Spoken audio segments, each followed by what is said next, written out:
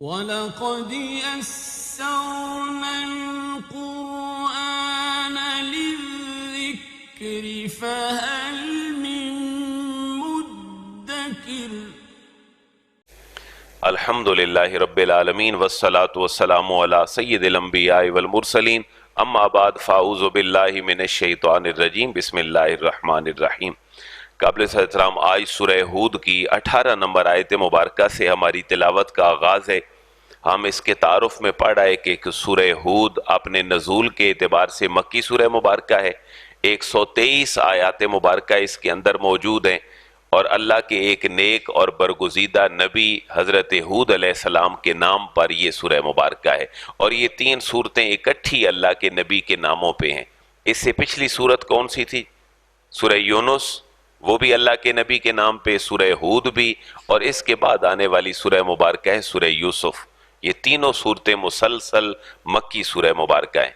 مکی صورتوں کے جو ہم نے مضامین پڑھے، اللہ تعالیٰ کی وحدانیت، اس کے رسول کی رسالت، قرآن اللہ کی سچی کتاب ہے، مرنے کے بعد تم دوبارہ جی اٹھو گے، اور محبوب آپ صبر فرمایا کریں اس تبلیغ اسلام کے مشن میں اگر آپ کو کوئی تکلیف پہنچے، جیسے آپ سے پہلے آپ کے بھائیوں حضرت یونس، حضرت ہود اور حضرت یوسف کو تکالیف پہنچی تھیں۔ آج کی آیت مبارکہ میں خصوصاً جہاں سے ہماری گفتگو کا آغاز ہے، قرآن مجید کو وہ اللہ کی کتاب نہیں سمجھتے تھے اہل مکہ۔ اللہ تبارک و تعالیٰ نے ان کو کہا ہے کہ تم سے بڑا جھوٹا کوئی نہیں ہو سکتا، لہٰذا قرآن اللہ کی سچی کتاب ہے۔ آج کی پہلی آیت مبارکہ میں قرآن کی حقانیت اور اس کی صداقت اور سچائی پہ گواہی اللہ نے خود ارشاد فرمائی ہے۔ بسم اللہ الرحمن الرحیم۔ وَمَنْ أَظْلَمُ مِمَّنِ افْتَرَىٰ عَلَى اللَّهِ كَذِبًا أُولَٰئِكَ يُعْرَضُونَ عَلَىٰ رَبِّهِمْ وَيَقُولُ الْأَشْهَادُ هَٰؤُلَاءِ الَّذِينَ كَذَبُوا عَلَىٰ رَبِّهِمْ أَلَا لَعْنَةُ اللَّهِ عَلَى الظَّالِمِينَ۔ یہ آیت مبارکہ مزید آگے چل رہی ہے۔ الذین یصدون عن سبیل اللہ ویبغونہا عوجا وہم بالآخرۃ ہم کافرون۔ صدق اللہ العظیم۔ ومن اظلم ممن افترى علی اللہ کذبا، واو کا معنی اور من سوالیہ انداز ہے۔ ومن اظلم، کون اس سے زیادہ ظالم ہو سکتا ہے؟ کس سے؟ ممن افترا، من کا معنی سے، من کا معنی جو یا جس نے، افترا بہتان باندھا، جھوٹی بات کی، علی اللہ اللہ تبارک و تعالیٰ کے اوپر، کاذبہ جھوٹ۔ اس سے زیادہ بڑا ظالم کون ہو سکتا ہے جو اللہ کے بارے میں جھوٹ بولتا ہے؟ یعنی اللہ کے بارے میں جھوٹ کیا بولتے تھے اہل مکہ؟ 2-3 قسم کے جھوٹ تھے جو اہل کتاب بھی بولتے تھے۔ اللہ تبارک و تعالیٰ کا فلاں بیٹا ہے، جیسے عیسائیوں نے کہا، یہودیوں نے کہا اللہ کا کون بیٹا ہے؟ حضرت عزیر۔ یہ جھوٹی باتیں ہیں۔ اہل مکہ کا جھوٹ یہ تھا کہ قرآن اللہ کی کتاب نہیں ہے، بلکہ اس کو رسول اللہ نے خود گھڑ لیا ہے، کوئی شاعروں سے مل کر، کوئی عیسائی راہبوں سے مل کر۔ تو اللہ فرما رہا ہے ان سے بڑا ظالم کون ہے جو اللہ کی طرف جھوٹی باتیں منسوب کرتے ہیں؟ جیسے عیسائی حضرت عیسیٰ کو اللہ کا بیٹا کہتے ہیں، یہودی حضرت عزیر علیہ السلام کو، اور اہل مکہ کہتے ہیں جی فرشتے اللہ کی بیٹیاں ہیں، یا پھر یہ کہتے ہیں قرآن اللہ کی کتاب نہیں ہے۔ جس کو اللہ نے حلال کہا ہے اس کو حرام کہہ دیتے ہیں، جس کو اللہ نے حرام کہا ہے اس کو حلال کہہ دیتے ہیں۔ یہ پورے کے پورے خلاصے کو اللہ فرما رہا ہے وَمَنْ أَظْلَمُ مِمَّنِ افْتَرَىٰ عَلَى اللَّهِ كَذِبًا، لیکن یہ لوگ خوش فہمی میں نہ رہیں۔ أُولَٰئِكَ يُعْرَضُونَ عَلَىٰ رَبِّهِمْ، أُولَٰئِكَ یہ وہ لوگ ہیں، یعرضون جن کو پیش کیا جائے گا۔ یہ ایکٹیو نہیں بلکہ پیسو اور مجہول اللہ نے فعل استعمال فرمایا ہے۔ اولئک یعرضون، یہ لوگ پیش کیے جائیں گے، علی ربہم، اپنے رب کے سامنے۔ یہ اپنے رب کے سامنے پیش ہوں گے، اور جب ان کے خلاف گواہیاں پڑیں گی تو پھر فرد جرم ان کے اوپر عائد کی جائے گی۔ اولئک یعرضون علی ربہم، یہ لوگ پیش کیے جائیں گے اپنے رب کے سامنے۔ وَيَقُولُ الْأَشْهَادُ، واو کا معنی اور، یقول کہیں گے، الاشہاد شہید کی جمع ہے، شہید کا معنی ہے گواہ۔ وَيَقُولُ الْأَشْهَادُ، اور گواہ گواہی دیں گے۔ گواہ کون بنے گا؟ پورا رجسٹر کرامن کاتبین کا، جو ادھر اور اس کاندھے پہ بیٹھنے والے فرشتے ہیں وہ بھی گواہی دیں گے، اور اس کا ایک معنی یہ ہے کہ اللہ کے نبی بھی گواہیاں دیں گے کہ اللہ یہ میری امت کے لوگ تھے، انہوں نے میری بات کو تسلیم نہیں کیا، پھر سارے نبیوں کے اوپر ایک بڑی گواہی اللہ کے حبیب نبی کریم علیہ تحیت و ثنا گواہی دیں گے۔ تو وَيَقُولُ الْأَشْهَادُ، یہ لوگ اللہ کے حضور پیش کیے جائیں گے اور گواہ ان کے خلاف گواہیاں دیں گے، اور کیا کہیں گے گواہ؟ هَؤُلَاءِ الَّذِينَ كَذَّبُوا عَلَىٰ رَبِّهِمْ، هَؤُلَاءِ یہ وہ لوگ ہیں جو اللہ کی طرف جھوٹی باتیں منسوب کرتے تھے، الَّذِينَ كَذَّبُوا، الَّذِينَ جنہوں نے كَذَّبُوا جھوٹ بولا، علی ربہم اپنے رب کے اوپر، انہوں نے قرآن کو اللہ کی کتاب نہیں مانا اور یہ کہا کہ یہ اللہ کا کلام نہیں ہے، حالانکہ یہ اللہ کا کلام تھا، لہذا گواہیاں بھی خلاف دیں گے۔ الا لعنت اللہ علی الظالمین، الا خبردار سن لو، لعنت اللہ اللہ تبارک و تعالیٰ کی پھٹکار ہو، اللہ کی لعنت ہو، علی الظالمین ظالموں کے اوپر۔ پتہ چلا حق بات کو جو حق نہیں کہتا وہ کون ہوتا ہے؟ ظالم ہوتا ہے، اور اللہ کی لعنت ہمیشہ ظالم کے اوپر ہوتی ہے۔ پھر آگے مزید تفصیل کر دی ظالم ہوتا کون ہے؟ الذین یصدون عن سبیل اللہ ویبغونہا عوجا وہم بالآخرۃ ہم کافرون، جس کے اندر 3 نشانیاں پائی جائیں، اس آیت میں اللہ اس کو ظالم فرما رہا ہے، ان ظالموں کے اوپر لعنت ہے۔ نمبر 1 الذین یصدون عن سبیل اللہ، الذین جو لوگ یصدون روکتے ہیں، عن سبیل اللہ اللہ تبارک و تعالیٰ کے راستے سے، یعنی جو حق بات ہوتی ہے اس کو حق نہیں کہتے، اس کو توڑ موڑ کے باطل کے کپڑے پہنا کر لوگوں کے سامنے رکھتے ہیں اور لوگ مشکوک ہو جاتے ہیں۔ الذین یصدون جو روکتے ہیں، عن سبیل اللہ اللہ تعالیٰ کے راستے سے، روکتے ہی صرف نہیں ہے، وَيَبْغُونَهَا عِوَجًا، واو کا معنی اور یبغونہا، بغا کا معنی ہوتا ہے چاہنا طلب کرنا، وَيَبْغُونَهَا اور چاہتے ہیں، عِوَجًا کہ وہ جو راہ حق ہے اس کو ٹیڑھا میڑھا کر دیں۔ ایواجا کا معنی ہوتا ہے ٹیڑھا کرنا، راستہ سیدھا جا رہا ہے، اسلام اور ہدایت کی بات بڑی سادی ہے، لیکن یہ توڑ موڑ کے پیش کرتے ہیں کہ راستے کے اوپر چلنے والا آدمی بھٹک جاتا ہے، یہ راستے کو ٹیڑھا کر دیتے ہیں۔ الذین یصدون عن سبیل اللہ ویبغونہا عوجا، الذین یہ ظالم وہ ہیں، یصدون جو روکتے ہیں، عن سبیل اللہ اللہ تعالیٰ کے راستے سے، صرف روکتے ہی نہیں ہیں، اگر کوئی راستے پہ پہنچ چکا ہے پہلے تو اس کو بدرا کرنے کی کوشش کرتے ہیں، وَيَبْغُونَهَا اور چاہتے ہیں، عوجا کہ اس راہ راست کو ٹیڑھا بنا دیں۔ جیسے آج بھی آپ دیکھتے ہیں میڈیا پہ بیٹھے ہوئے وہ پیڈ قسم کے اسکالرز جو اسلام کی انٹرپریٹیشن غیروں کی مرضی کے مطابق کرتے ہیں، چھوٹی چھوٹی باتیں ہم نے رمضان میں بھی دیکھیں اور عموماً اسلام کے بارے میں ایک شک اور شبہ پیدا کرتے ہیں، اس سے اشارہ ان کی طرف بھی ہے کہ 2 قسم کے لوگ ظالم ہیں، ایک وہ جو اللہ کے راستے کی طرف آنے ہی نہیں دیتے، اور دوسرے وہ جو لوگ اللہ کے راستے کے اوپر آئے ہوئے ہیں ان کو اس سیدھے راستے سے بھٹکا دیتے ہیں، لوگوں کے ذہنوں کے اندر شک پیدا کر دیتے ہیں۔ میں صرف ایک مثال دیتا ہوں، اس کو اپنے ذہن میں رکھیں۔ تراویح امت کے اندر 20 رکعت رائج تھی، کچھ لوگ اٹھے انہوں نے 20 سے 8 بنائی، اور یہ رمضان پورا سوشل میڈیا پہ 3 بندوں کی وجہ سے تراویح کو بالکل رد کر دیا گیا۔ جاوید غامدی صاحب کا موقف بالکل سوشل میڈیا پہ وائرل ہوا رہا پورا ماہ رمضان المبارک کہ تراویح کی نماز کوئی چیز نہیں، اسی جملے کے ساتھ کہ تراویح کی نماز سرے سے کوئی نماز ہے ہی نہیں۔ پھر ایک اور مرزا محمد علی انجینئر ہے، آپ اس کو اگر یوٹیوب پہ دیکھیں، اس کا موقف پہ یہ ہے کہ تراویح کی نماز سچ کوئی نماز نہیں ہے۔ ایک فیصل آباد کا مولوی تھا جس کا نام مولوی اسحاق تھا، وہ شاید اس دنیا میں اب نہیں رہا، اس کا موقف یہ تھا کہ تراویح کی نماز سرے سے کوئی نماز ہے ہی نہیں۔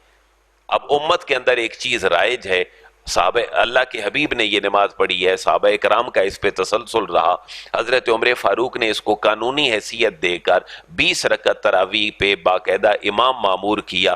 لیکن یہ لوگ اسلام کی کون سی تشریح چاہتے ہیں کہ امت راستے پہ چل رہی ہے، اس کو راستے سے ہٹا دیا جائے۔ تراویح کی نماز فرض نہیں ہے، تراویح کی نماز واجب نہیں ہے، تراویح کی نماز سنت ہے، اللہ کے حبیب نے پڑھی ہے۔ اب اس کے پیچھے ایک اور فتنہ بہت بڑا پوشیدہ ہے، ہم حدیث کو بھی ایک اوریجنل سورس آف شریعہ مانتے ہیں، قرآن سے بھی حلال حرام کا پتہ چلتا ہے، اور حدیث مبارکہ بھی بذات خود ایک بہت بڑا سورس ہے۔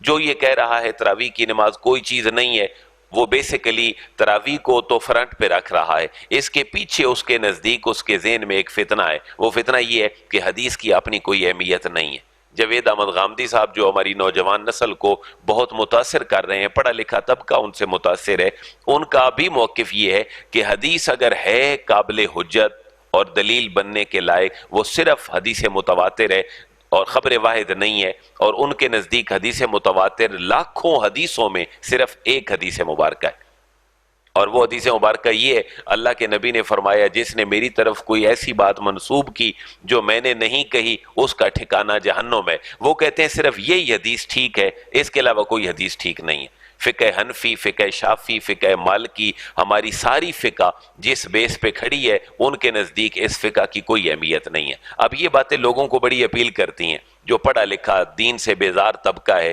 لہٰذا یہ دو باتیں ذہن میں رکھیں، الذین یصدون عن سبیل اللہ، جو اللہ کے راستے سے روکتے ہیں وہ بھی ظالم ہیں، اور وَيَبْغُونَهَا عِوَجًا، اور چاہتے ہیں کہ اس راہ راست کو کیا کر دیں، ٹیڑھا کر دیں۔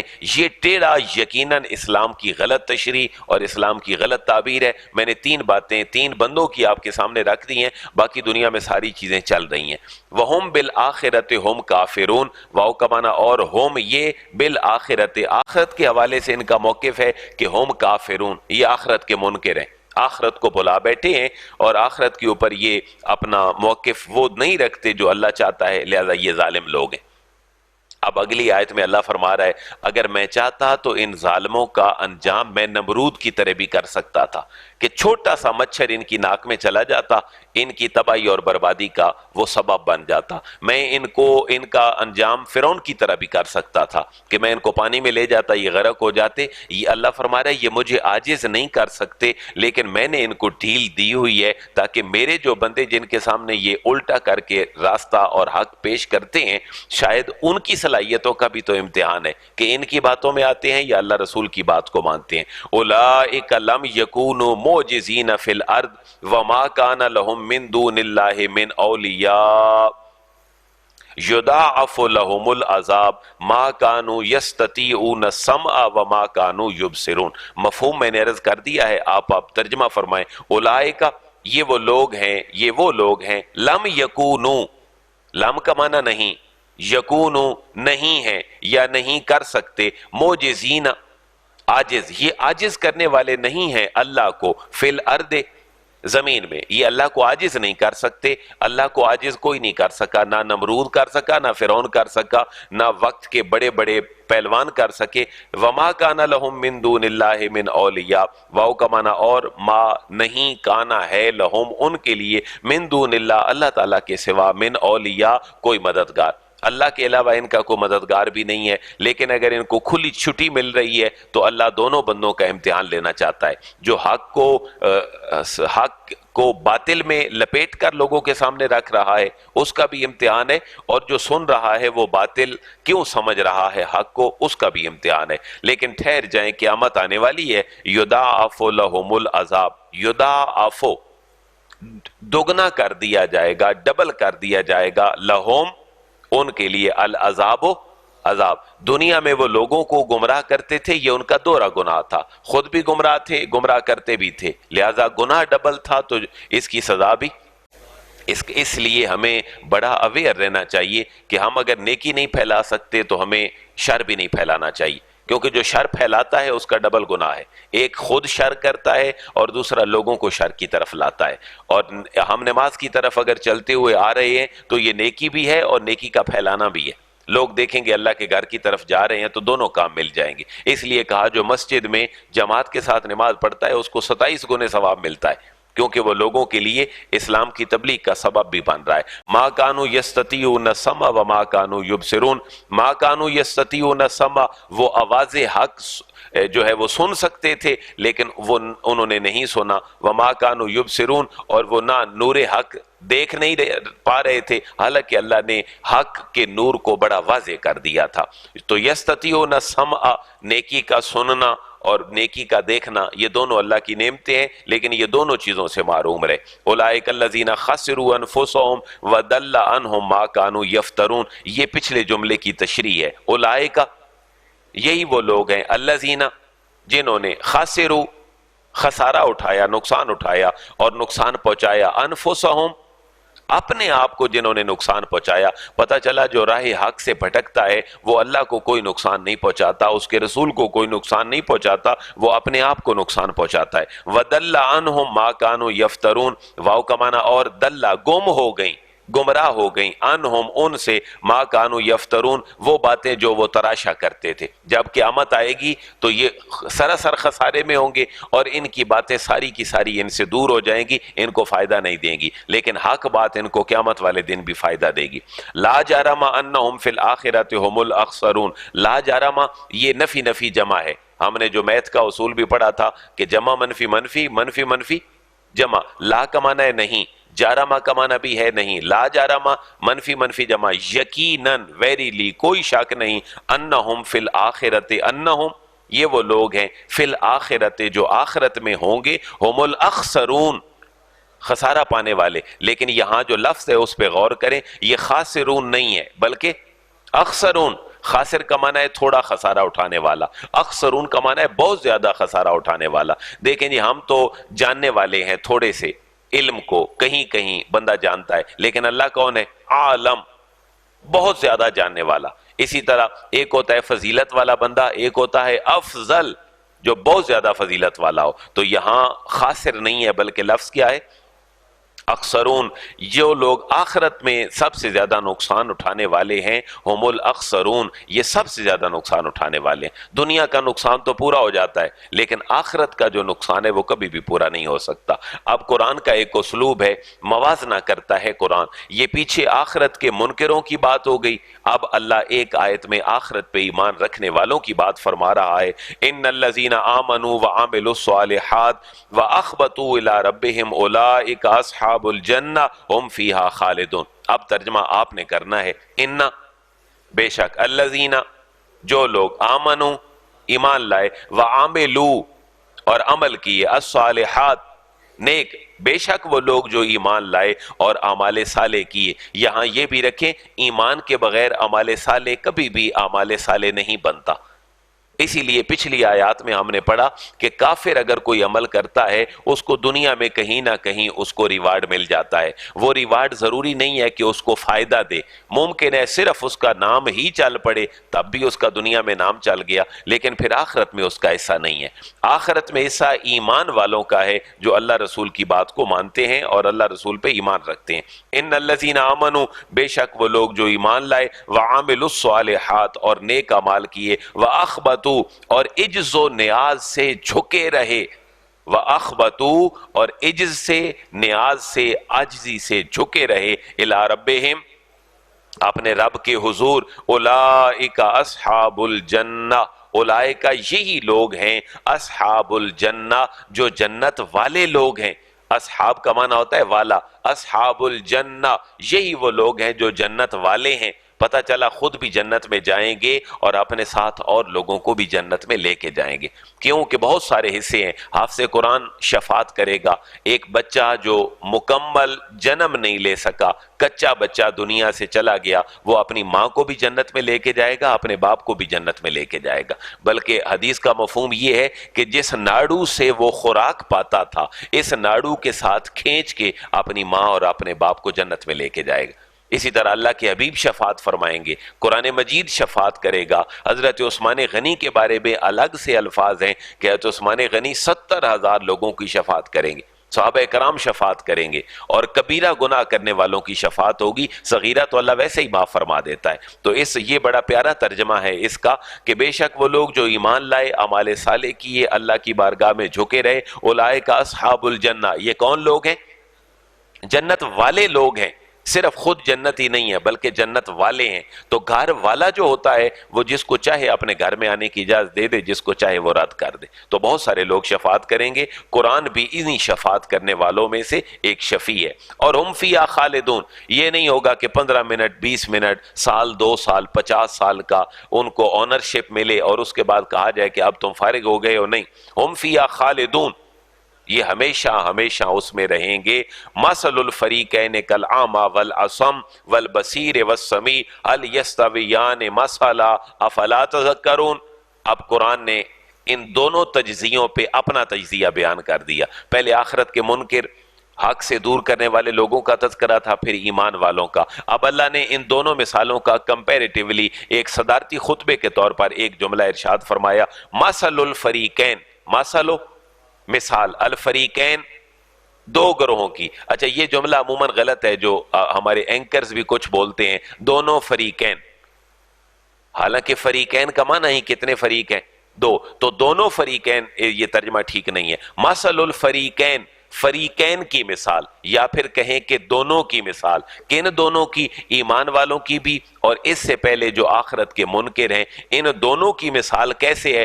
کالأعمى والأصم. میں آپ کی توجہ چاہوں گا ان دو جملوں پہ. کالأعمى والأصم، کاف کا معنی کی طرح، اعمیٰ کا معنی نابینا، اندھا جس کو نظر نہیں آتا، والاسم اور جس کو کانوں سے سنائی نہیں دیتا. اللہ فرما رہا ہے یہ جو دو گروہوں کی مثال بیان کی گئی ہے یہ ایسے ہی مثال ہے جیسے اندھے اور بہرے کی. والبصیر والسمیع، واو کا معنی اور بصیر کا معنی دیکھنے والا، سمیع کا معنی سننے والا. پتہ چلا جو آخرت پہ ایمان نہیں رکھتا، قرآن پہ ایمان نہیں رکھتا، اس کو جھٹلاتا تھا اور آج بھی جھٹلاتا ہے، وہ کون ہے؟ کالأعمى والبصیر، کالأعمى والأصم.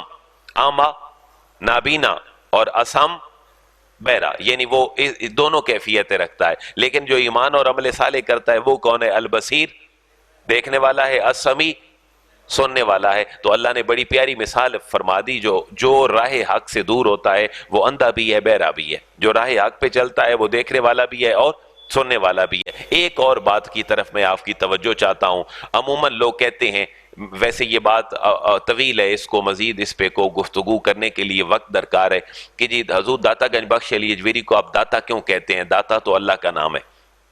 عقیدے کی اصلاح کے لیے میں عرض کر رہا ہوں، اپنے لوگوں کو بھی اور جو تصوف سے دور ہیں ان کے لیے بھی. اللہ کے جتنے نام ہیں ان میں سے کوئی ایک نام بھی داتا نہیں ہے. یہ پہلی بات ذہن میں بٹھا لی جائے. اللہ کے جتنے نام ہیں ان میں سے کوئی نام بھی داتا نہیں ہے. پھر داتا ان کو کیوں کہتے ہیں؟ ہم داتا کہتے ہوئے کبھی بھی یہ یقین نہیں رکھتے کہ اللہ اگر اولاد نہیں دے رہا تو یہ دے دیں گے. ہم کبھی بھی ایسا نہیں رکھتے. انہوں نے توحید کی دنیا تک پہنچائی ہے، علم کی بات دنیا تک پہنچائی ہے، تو زبان خلق نکارہ خدا بن گئی اور لوگوں نے ان کو کہا، انہوں نے ہمیں ایمان دیا، انہوں نے ہمیں خیر کی بات پہنچائی، تو اللہ نے ان کا لقب بھی کیا مشہور کروا دیا؟ داتا. یہ پہلی بات ذہن میں رکھے. دوسری بات کہ اللہ تعالیٰ جو بندہ ایمان اور عمل صالح کرتا ہے اس کو اللہ تعالیٰ کتنے لفظوں سے یاد کر رہا ہے؟ یہ ذرا دیکھیں نا، آخری میں ہم نے کیا پڑھا ہے؟ مثل الفریقین کالأعمى والأصم. جو آخرت کا منکر ہے وہ اعمیٰ، وہ اندھا بھی ہے، والأصم اور بہرا بھی ہے. لیکن جو ایمان اور عمل صالح کرنے والے ہیں وہ کون ہیں؟ ان کو ذرا دیکھیں. البصیر ہیں اور آگے کیا ہے؟ السمیع ہے. تو بصیر کون ہے؟ بصیر تو اللہ تعالیٰ ہے. السمیع کون ہے؟ اللہ تعالیٰ ہے. تو یہاں کن کو سمیع اور بصیر کہا جا رہا ہے؟ بندوں کو کہا جا رہا ہے. بندے بھی سمیع ہیں اور بندے بھی بصیر ہیں. ان اللہ سمیع علیم. آپ نہیں پڑھتے ان اللہ سمیع علیم؟ ان اللہ علیم بذات الصدور اور ان اللہ بصیر بالعباد. تو بصیر بھی اللہ ہے، سمیع بھی اللہ ہے. لیکن یہاں کون سمیع بصیر ہے؟ بندے سمیع بصیر ہیں. پتہ چلا کہ سمیع بصیر اللہ ہی ہے، لیکن اللہ اپنی عطا سے اگر کسی کو سماعت اور بصارت عطا کر دے تو اس کا معنی کبھی بھی یہ نہیں ہوتا کہ اب یہ اللہ بن گیا.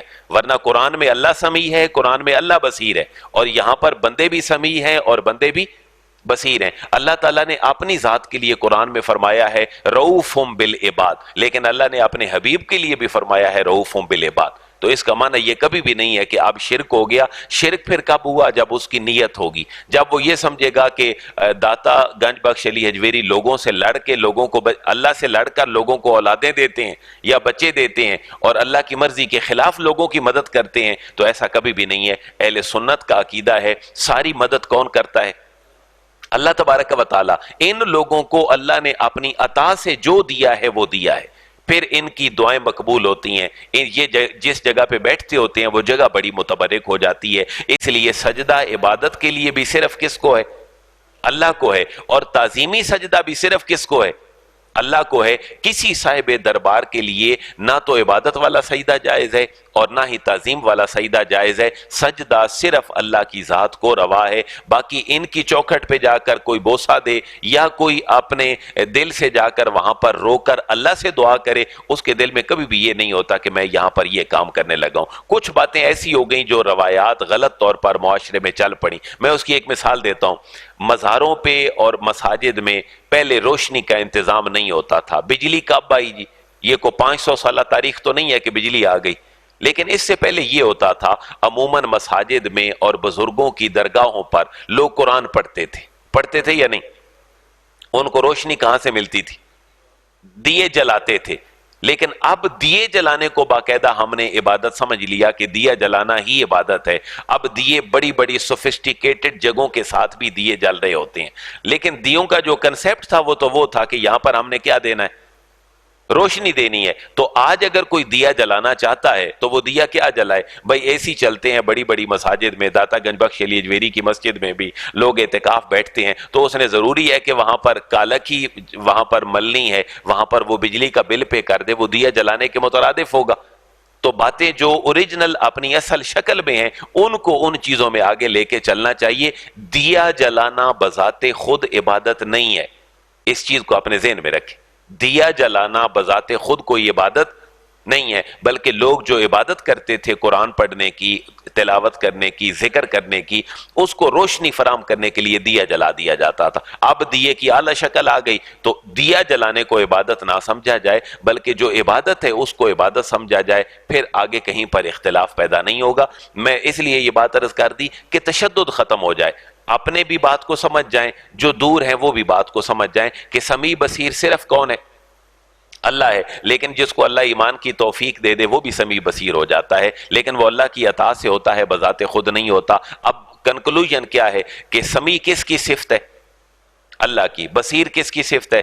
یہاں کس کے لیے اللہ بیان فرما رہا ہے؟ بندوں کے لیے. تو کیا اللہ اور بندے ایک جیسے ہو گئے؟ نہیں، اللہ اللہ ہے، بندے بندے ہیں، اس کی عطا سے ہی کسی کو سماعتیں ملتی ہیں.